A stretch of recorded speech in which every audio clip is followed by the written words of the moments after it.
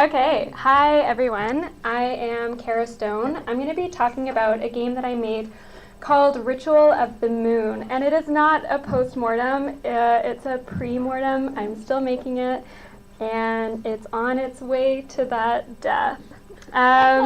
So as Archie said, Ritual of the Moon is a durational multi-narrative video game about loneliness and healing. And I'm just going to play the trailer as I talk. It follows a witch who has been exiled to the moon during a Neo-Salem witch trial and discovers that she has the power to destroy or protect the earth.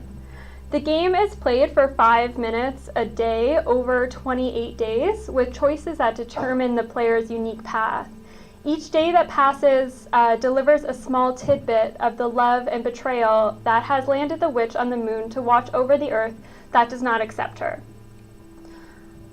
The flow of each day is as follows. She reflects on the earth, she meditates at the altar, receives the daily mantra, and then makes the decision of whether to destroy or protect the earth. It's also part memory game. The objects at the altar have to be arranged in a certain way. Each day that passes, a new object is added, and the order has to be continued up to 7 days, so you don't have to remember things over 7.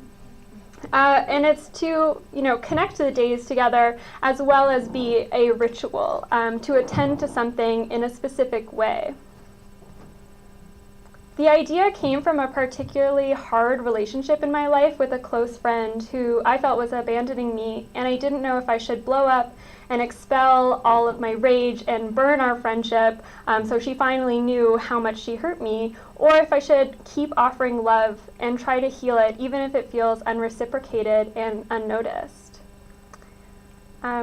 So I am the writer and the designer of the game, but I worked with a bunch of different people. I worked with Rekha Ramachandran and Julia Gingrich as the visual artists, and they're the best artists that I know, and I was so lucky to work with them. Hope Aaron Phillips and Kevin Stone, who's my brother, is programming it. And the music is by Helena Heron and Maggie McLean, and it's amazing. So the most important theme of my talk is going to be time. The story takes up imagining the future, especially what the future looks like for queer women. Time is cyclical in the story, the fear of women with power bleeding from the past into the future and creating a future which exists somewhere between a utopia and a dystopia. The story connects the future to the past, imagining time moving cyclically and events repeating themselves. And there is some academic framework that I use for thinking about time that has come out in the game, but I won't go into the details about it. But I'll just point to some texts if they're of interest to you. So No Future by Lee Edelman, Cruising Utopia, The Then and There of Queer Futurity by Jose Esteban Munoz, Lauren Berlant's Slow Death, and recently I saw a great talk by QGCon organizer Bonnie Ruberg about queer time.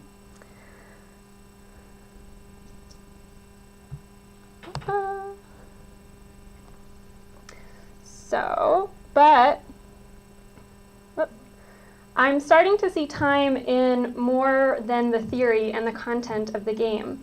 I started this project almost 3 years ago. It's the longest I've worked on any creative project in my life, and there's a few reasons why it has taken so much time. And first is the process of crafting. The visuals are created from handmade objects that we then scanned and digitized and manipulated digitally, reflecting the story's blend of past and future, of mystical and technological. All the text in the game was hand embroidered or wood burned by me, which provided a sort of proofreading on the meditations of time, and as well as the affect embodied in the words themselves. Crafting is laborious. It's a sensory experience that takes so much time. Anne Spekovich, who's an affect theorist, writes, "Unlike forms of self-sovereignty that depend on a rational self, crafting is a form of body politics where agency takes a different form than application of the will. It fosters ways of being in the world in which body and mind are deeply enmeshed or holistically connected. It produces forms of self-sovereignty that consist of not exercising more control over the body and senses, but instead of recovering from the mind and integrating them with it." These are some images, of some of the things that we scanned and made.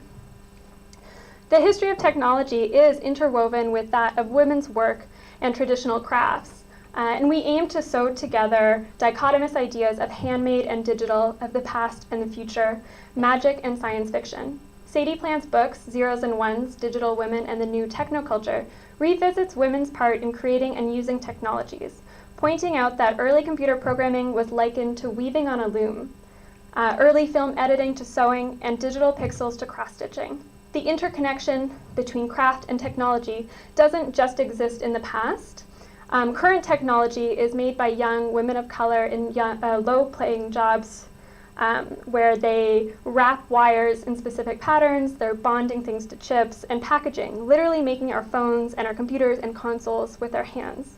Still, computer technology has been considered masculine, dominated by men, cold, and unembodied. Another aspect of time in our process is that we are working in different cities, Montreal, Toronto, Kitchener, Waterloo, and now I'm living in Santa Cruz.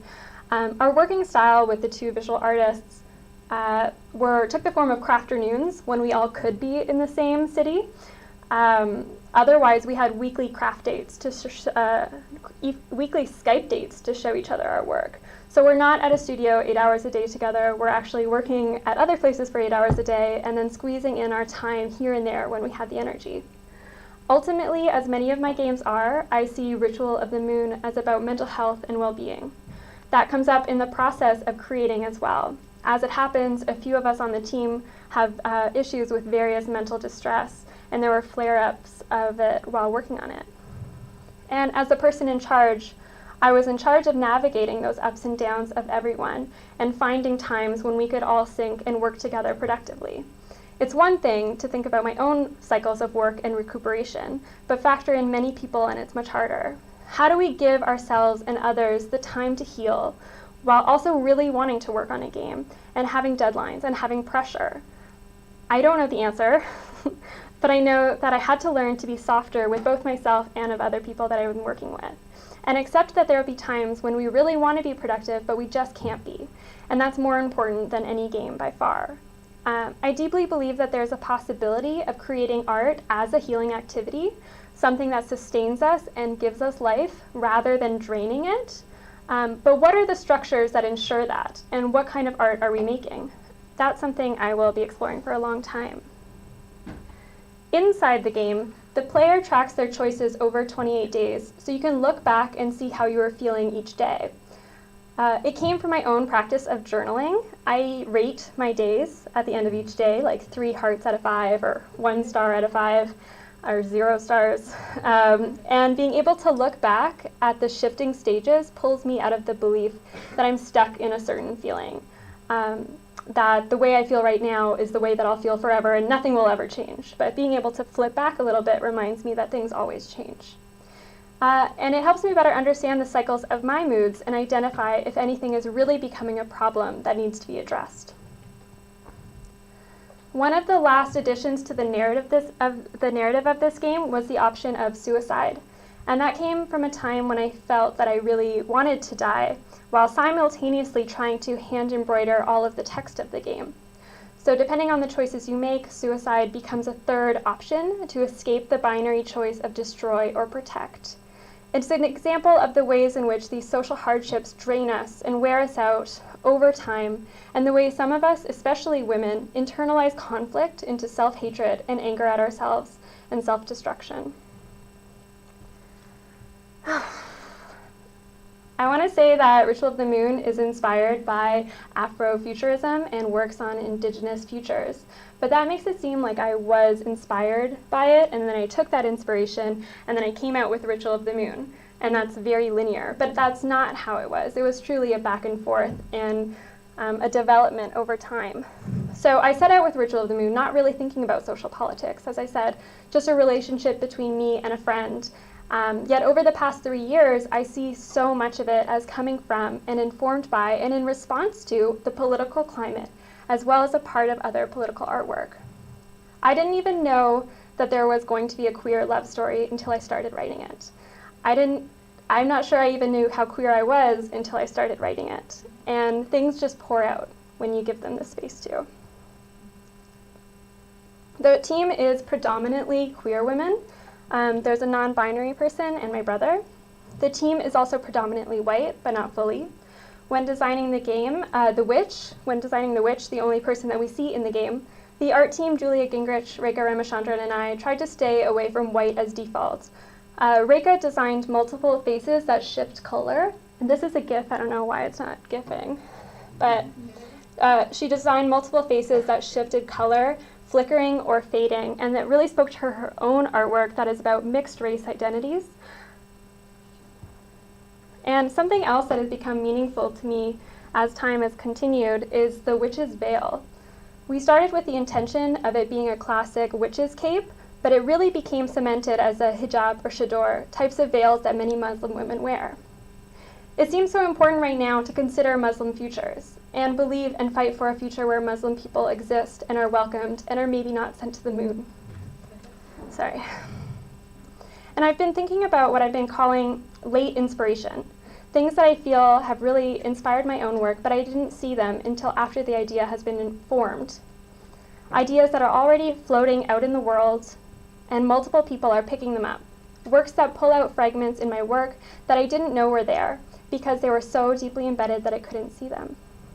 One example I received of this only 2 months ago was Larissa Sansour's A Space Exodus. Sansour is a Palestinian filmmaker, and in this piece she travels to the moon and plants the Palestinian flag on it.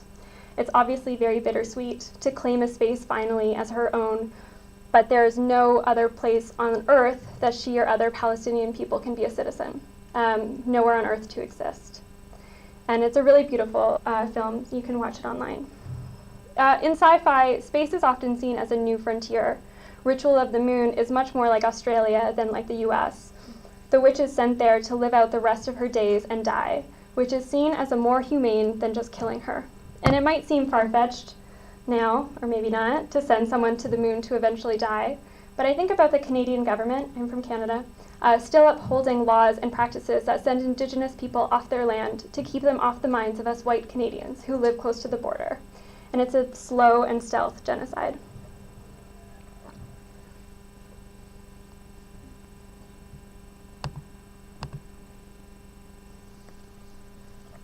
So what I'm trying to get at with this idea of late inspiration is that the creative process isn't so linear. Things pour out that we didn't initially intend. We do rereadings of our work and find new things in them. That if we are open and porous, sensitive people, we will take in ideas without realizing and then leak and seep them out very subtly. We just need to give ourselves and our artwork time and it will form. At least that's what I tell myself to feel better. I've spent a lot of this past year agonizing and complaining, like, oh my God, I want the game to come out so much. It's been over a year, over my estimation, and it's not done, and I really want it to be done. But I've had to shift my thinking about that. Instead of hating that it isn't out yet, I've started to tell myself that it needed time to be fully digested, for me and the team to fully understand the idea and to do it justice. It needed time to transform from being a straight-up gamey game with time management and numbers and winning and items and all of that, and just to lose all of that and become what it is now. I tell myself that labor takes time, that love takes time, and it needed time to strip to the barest bones of meditation on healing the future.